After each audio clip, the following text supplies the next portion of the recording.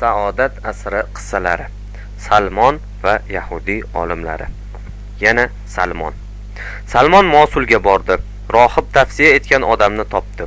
U ta'rif etilganidek samimiy inson ekan. Keyin u ham o'lgach, uning tavsiyasiga ko'ra Nusaybinga ketdi.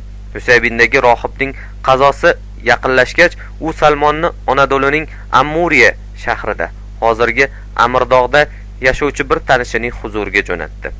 Shu tariqa bir necha marta boshpanasini o'zgartirgan Salmon ularni ham topdi. Bir rivoyatda naql qilinishicha, Anqaraning bir kalisosida, ushbu kaliso Hoji Bayram jome masjidi yonida hali ham mavjud. Boshqa bir ruhoniyning xizmatida 10 yil qolib ketdi.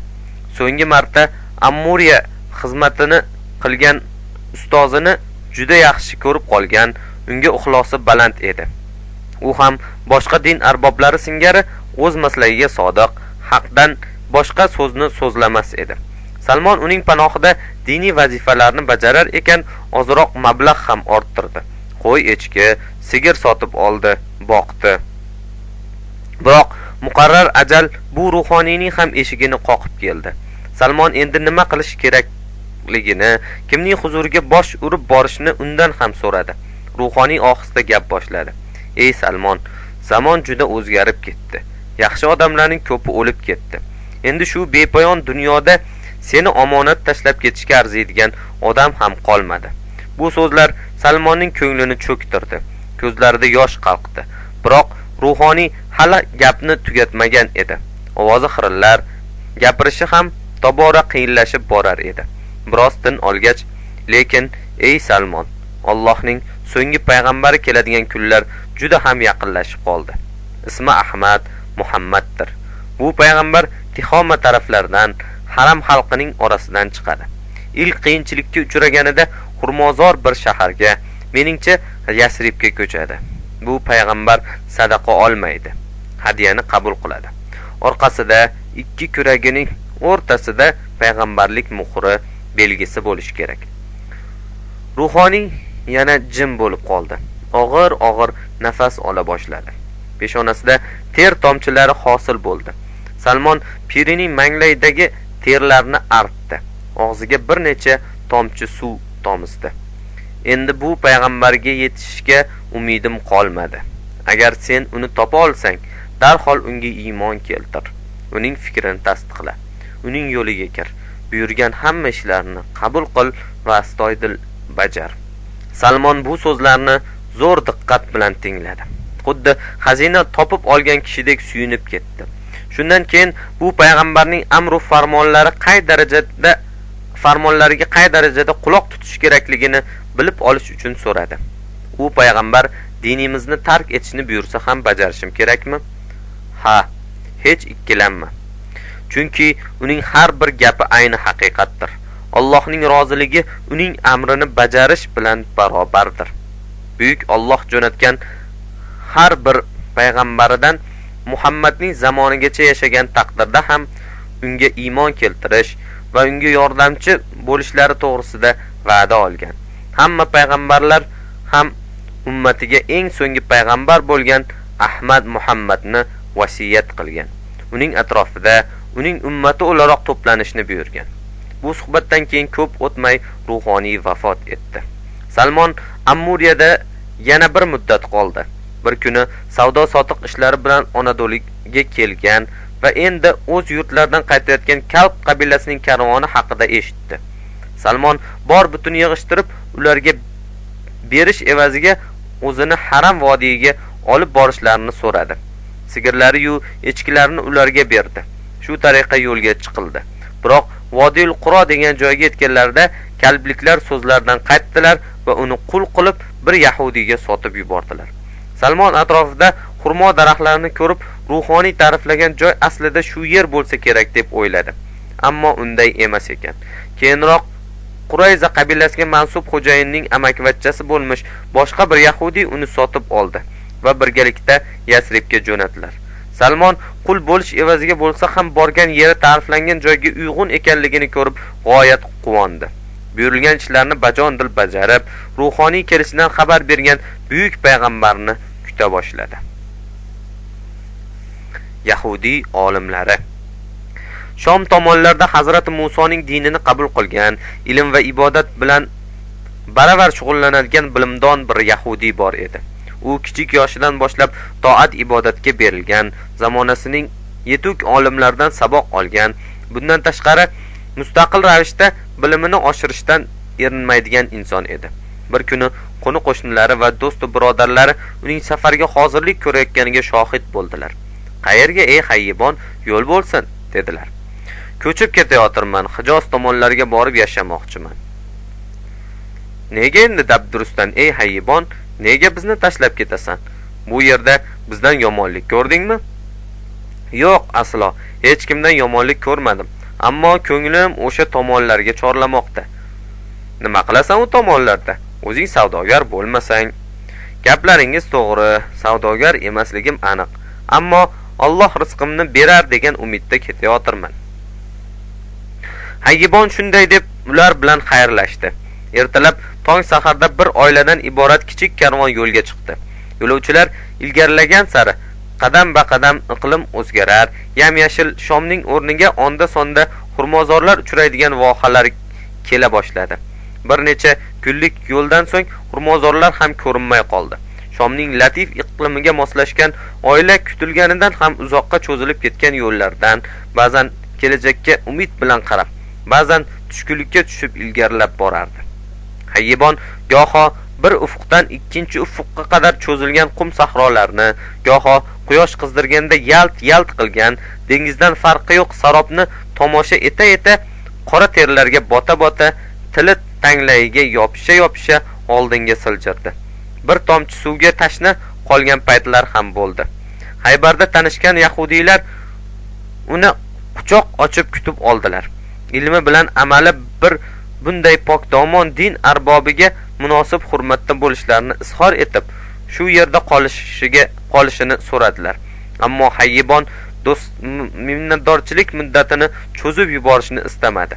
"Niyating qayer, ey Hayyibon?" "Yasribgacha bormoqchiman. Bu yer Yasribdan ko'ra xushmanzara, xushhavo, tuprog'i unumdor." "Shunday bo'lsa ham niyatimiz qat'iy, ketmasak bo'lmaydi." Birozdan so'ng karvon yana yo'lga tushdi. Bani Qurayza yahudiylari bir kuni mahallalarda Hayyibon ismli bir olimni mehmon qildilar. Shomdan kelayotgani, Yasribda makon tutmoqchi ekanligini gapirdi u. "Mana Yasrib, qo'l uzatsang yetadigan masofada." Chindan ham Yasribga juda yaqin qolgan edi. Ularning orasida qolish taklifiga rozi bo'ldi. Ko'pdan beri istagan joyiga kelgan edi. Lekin bu yerda u nima qiladi? Ilmini oshirish uchun kelmagan axir. Chunki bu yerda Shomdagidan zo'rroq olimlar yo'q edi. Bu yerda mulki ham yo'q edi. Savdogar emas edi. Ilmi va axloqini ko'rgan yahudiylar unga yer, bog' ajratib, ekin ekib, ro'zg'or tebratishga imkoniyat yaratdilar. Hayyibon tinmay o'qib, ibodat qilib, ibratli hayot kechira boshladi. Qurg'oqchilik mavsumi kelganda yahudiylar uning huzuriga to'plandilar. Yomg'ir duosiga chiqishni so'radilar. "Yo'q, bu ishni qila olmayman. Avval muhtojlarga sadaqa berishingiz kerak." "Qanchadan beramiz?" "Bir miqdor xurmo va 2 miqdor arpa." U istagan miqdorda muhtojlarga sadaqa tarqatildi. Shundan keyin ular bilan birgalikda yomg'ir duosiga chiqdi. Yalinib yonvordi. Janob Haq yomg'ir yubordi. Yana bir necha bor yomg'ir duosiga chiqildi. Har safar xalq sevinch bilan qaytdi. Bir kuni Hayyibon kasal bo'lib qoldi. Ancha qarigan, vujudi ham holdan toygan edi. Uni ziyorat qilishga keldilar. Salomatlik tiladilar. Biroq Hayyibon vaqt soati yaqinlashganini sezdi. Bir kuni o'zini bir oz durust his etgach, Qurayzaliklarga xabar berdi. To'plandilar. "Ey Yahudiy millati, men Shomdek to'kin sochin va baraka oshib toshib yotgan zaminni tark etib, sizlarning bu qirg'oqchil yerlaringizga nima uchun kelganimni bilasizlarmi?" dedi. "Bilmaymiz. Albatta sening bundan ko'zlagan alohida maqsading bo'lishi kerak. Bu yerga yaqin orada yuborilajak payg'ambarni kutish uchun kelgan edim. Zero Yasrib uning hijrat qilib joylashadigan vatanidir. Bu paytgacha unga payg'ambarlik vazifasi berilar, men ham uning diniga kirib saodat toparman deb umid etdim.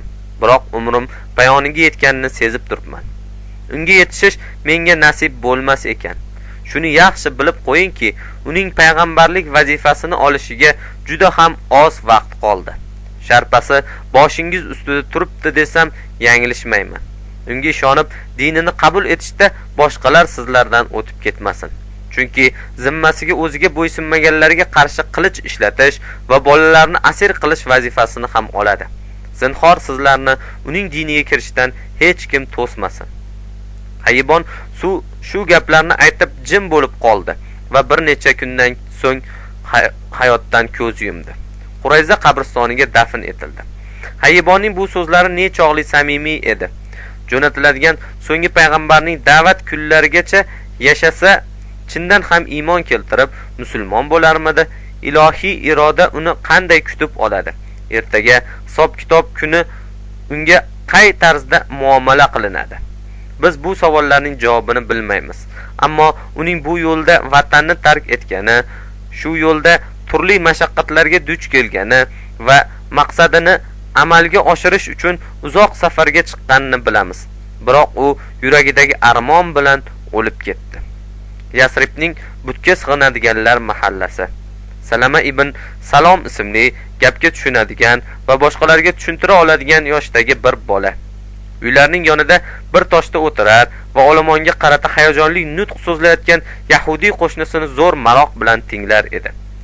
U Yahudi to'plangan odamlarga qiyomat kunining kelishi, butun vujudlarning qirilib ketishi, keyin qayta tiriltirilishi, yaxshi yomon amallarning o'rtaga qo'yilib hisob-kitob qilinishi, insonlarning bu hisob-kitobdan so'ng jannatga yoki jahannamga kirishi haqida gap uqtirar edi.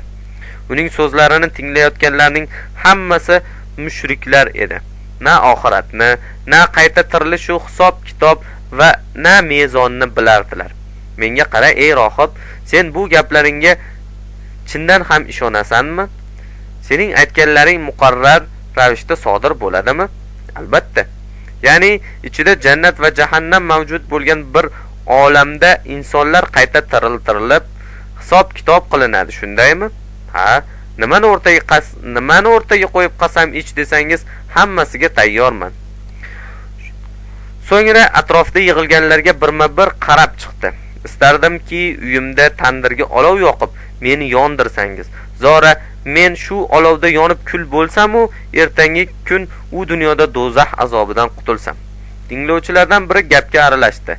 Jabr senga qo'shni, o'z molingga jabr qilayotirsan. Bu gaplaringni tasdiqlaydigan daliling bormi? Yahudi ko'zlarini Makka tomonga qaratdi. Ufqlariga termuldi. So'ng qo'llari bilan ishora qilib shunday dedi: Mening so'zlarimni tasdiqlaydigan inson mana shu tomonlardan yaqinda vazifasiga chaqiriladigan bir payg'ambardir. Yaxshi, xo'sh, biz uni qachon ko'ramiz? Yahudi bu daf'a eshikning oldida o'tirgan Salama ibn Salmonni ko'rsatdi. Mana shu bola balog'atga esa ko'radi. Bu so'zlar Salamaning ongiga muhrlanib, uzoq yillardan keyin ham unutilmaydigan bir xotira bo'lib qoldi. Bir kuni Yasribning yerli aholisi bo'lmish mushriklar bilan yahudiylar orasida kichik bir kelishmovchilik chiqdi. Mushriklar ko'p edi. Aslida qo'rqoq bir millat bo'lgan yahudiylarning ko'pdan beri popugini pasaytirib qo'yishgan. Ular lom mim demaydigan bo'lib qolgan edilar. Qachonki bu bir janjal chiqsa, Hazraj va Avs qabilasi yahudiylardan ustun kelar, yahudiylar esa mag'lubiyat alamini tortar edilar. Bir kuni sizlarni adabingizni beramiz, ey Yasrib xalqi, deyishardi yahudiylar. Bugun adabimizni berishga kim xalaqit beryapti? Bugun sizlarning qo'lingiz balandligini inkor eta olmaymiz. Har doim shunday bo'ladi. Bilib qo'yinglar. Mana ko'rarsizlar, bir kun kelib bizning kunimiz ham albatta tug'ib qolar. Tushlaringizni suvga aytinglar. Yasrib doimo yahudiylarni chig'iriqdan o'tkazadigan bir tegirmon bo'lib qolaveradi. Bir kuni kelib go'ringizni qaziydigan bitta yahudiy ham qolmaydi. Unisi hali noma'lum. Biz kutayotgan payg'ambar kelsin, o'shanda kim g'olib u, kim mag'lub bo'lishi ayon bo'ladi. Ko'rasizlar hali. Sizlar bilan boshqacha hisoblashamiz. Od va Iram qavmlari yo'q bo'lib ketadi. Kabi yo'q bo'lib ketasizlar. Yahudiylarning nimaga shama qilayotganlarini tushunib yetmagan mushriklar qo'pol muomalaga o'ta qoldilar. Qani daf bo'linglar bu yerdan. La'nati yahudiylar.